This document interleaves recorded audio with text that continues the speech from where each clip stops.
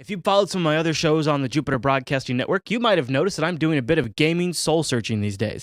And I went off on a quest and found a 20-year-old Star Trek game that I think holds some key elements in making an awesome action-adventure game. And I plan to tell you all about them in this week's episode of An In-Depth Look.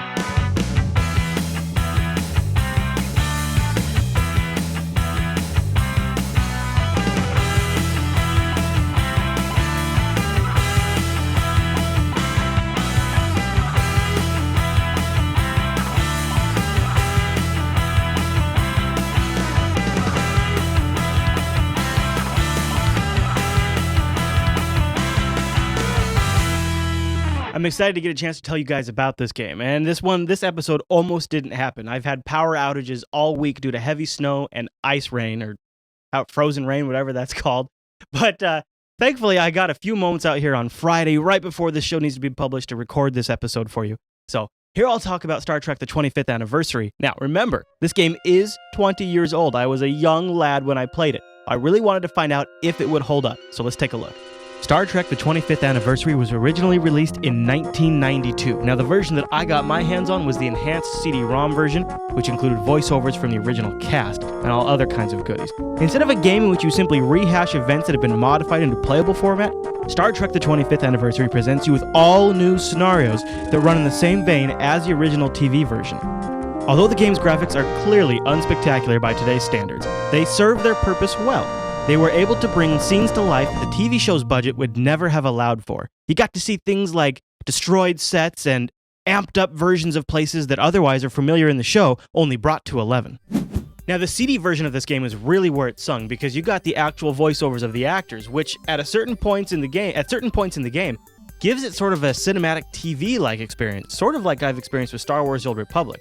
This game had a definite leg up by using established characters, so the game didn't have to make the player love those characters. But good, essential characters to this story were absolutely an important gameplay element. But what I think they did that any other game could copy is they made your various crew very usable. Like, for example, when you beam down to a planet, you bring down Dr. McCoy and Mr. Spock with you, and probably a couple of red shirts every time. Every person on your away team has a job. Mr. Spock does sciencey, scanny stuff.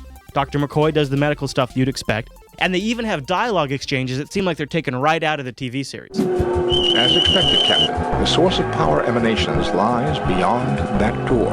A power source that has lasted millennia and endured major catastrophes. That's fascinating, Mr. Spock. Do you have Vulcan blood, Ensign? No, sir. Great characters and voiceovers obviously are important for a fun action-adventure game, but I don't think they're essential. One of the most important elements of this game that I think really made it a fan favorite. I mean, if you go Google search this game, you'll still see people raving about it, and I think that's because it was a real, genuine challenge. And remember, too, back in 93 and 94 when I was playing this game, there wasn't Google. I couldn't go search for stuff. So when there was puzzles that you had to unlock and, for example, dialogue that you have to pay attention to and then answer things back in just a specific way, or even a math problem at one point. In order to open a door, you have to do a math problem. And I remember it was late one night, and a buddy and I were up, and we had a piece of paper out, and we're sitting here figuring out the math, and then when we unlocked that door, it was such a rewarding feeling of overcoming that challenge that the actual code 1222 has still stuck with me to this day. When I replayed the game for this episode, I was able just to pop, type it right in and get right through that mission. And I thought, what other games out there have I played like 20 years ago where I still remember the door code to like the 6th mission in the game? It's that kind of challenge reward balance this game struck that, in my mind, really makes it a reward to play.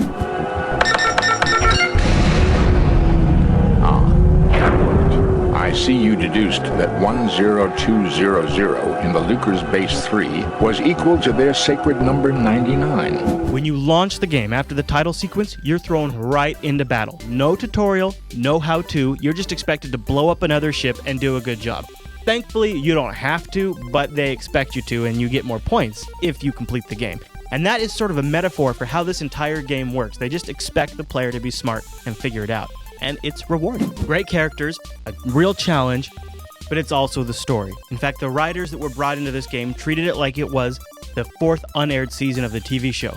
So they wrote everything where you'd expect the characters to evolve to, or scenes you'd expect to take place, happen during this game. And that's truly rewarding, and this great storytelling combined with these great voiceovers gives this game, on some levels, it still hits the same notes for me that a game like L.A. Noire does. It's very compelling, and you get sucked in like you're watching something. The controls are set for just inside the bridge door, Captain. Mr. Spock, you're a genius. I wouldn't go that far, Jim. But I do have to congratulate you, Mr. Spock. Now we can really risk shooting our atoms around the universe. It's not all sunshine and roses, though. There's actually a little blemish on this game's record that, in retrospect, is kind of adorable, and that's its copy protection scheme.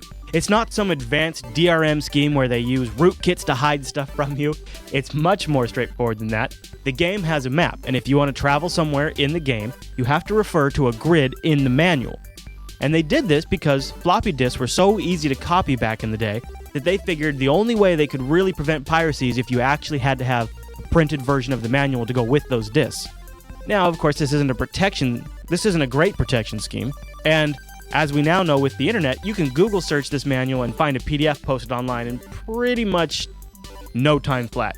So it doesn't really hold up in retrospect, but it is kind of an interesting approach and something that, now looking back on it, makes you remember a more simpler time when DRM wasn't really infesting all of our games. You just needed to have the manual. Now, times have moved on. This game is now considered abandonware. The company that made it, Interplay, is out of business, and you cannot really find anyone publishing it anymore, as far as I know.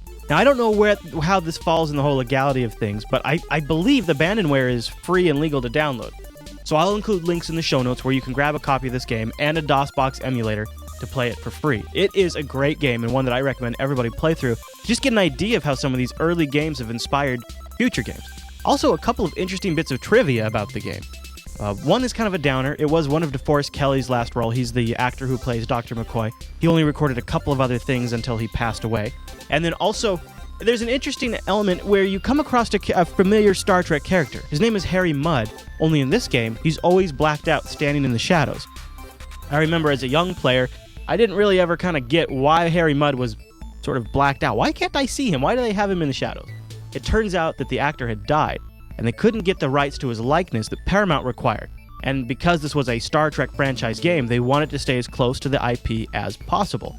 So what the game developers did is they just turned off the lights on the character, and then they didn't have to worry about the likeness rights, and they were able to publish the game without delay. Well, that just about wraps up this quick look at Star Trek the 25th anniversary. Next week, I'm getting back to the technical stuff. I've got an Atom motherboard, and I'm going to attempt to make a silent, low-power home entertainment machine out of it. Fail or success, I'll give you my results in next week's episode of an in-depth look. I also want to hear your ideas and suggestions for future content, so hit me up on any social network that you lurk at. You can find links over at bit.ly/Chris Fisher, or you can email me, chris@jupiterbroadcasting.com. If you've got a chance to get your hands on this game, and if you haven't, go download it. I'll put links in there. I really want to hear from you. I really want to know what you guys think, and if you think an old 20-year-old game like this still holds up. Is it just the Star Trek fan in me, or is this truly a great game?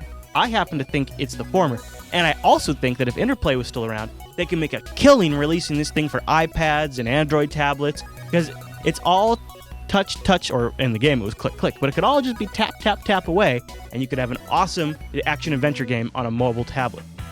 Alright, well I think that just about wraps up everything I wanted to cover. I'll see you right back here next Saturday.